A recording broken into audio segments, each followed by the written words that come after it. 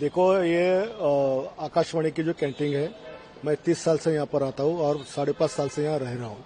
मैंने कई बार इनके खाने के बारे में इनको समझाया कि आप खाना अच्छा दिया करो।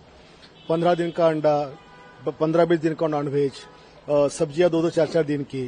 तो इसकी वजह से पूरे महाराष्ट्र के जो करीबन रोजाना यहाँ पर 5-10 हजार लोग जो आते हैं वो सब यहाँ खाना खाते हैं और हर किसी की यही कंप्लेंट है। किसके खाने में छिपकली निकलती है, किसके खाने में चूहा निकलता है, किसी खाने में रस्सी निकलती है। कल रात में मेरे रूटीन टाइम पर 10 बजे मैंने खाने को ऑर्डर किया। सो मैंने दाल, चावल और 2 चपाती मंगाया। चावल का निवाला मैंने खाते से मुझे महसूस हो गया कि इसमें कुछ तो भी प्रॉब्लम है।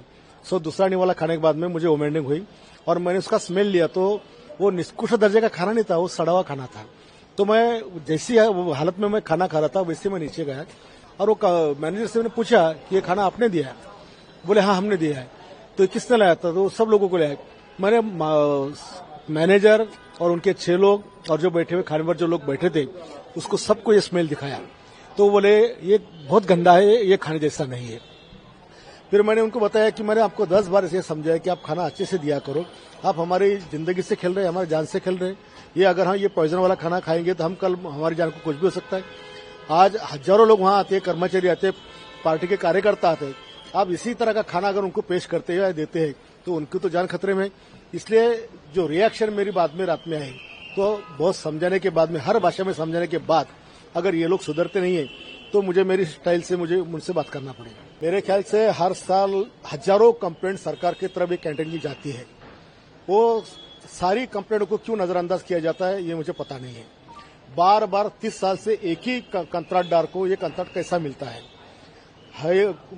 हजारों कार्यकर्ता लोगों की कंप्लेंट है, पब्लिक की कंप्लेंट है, एमएलए की कंप्लेंट है। इतना होने के बाद में उसकी इंक्वायरी क्यों नहीं होती?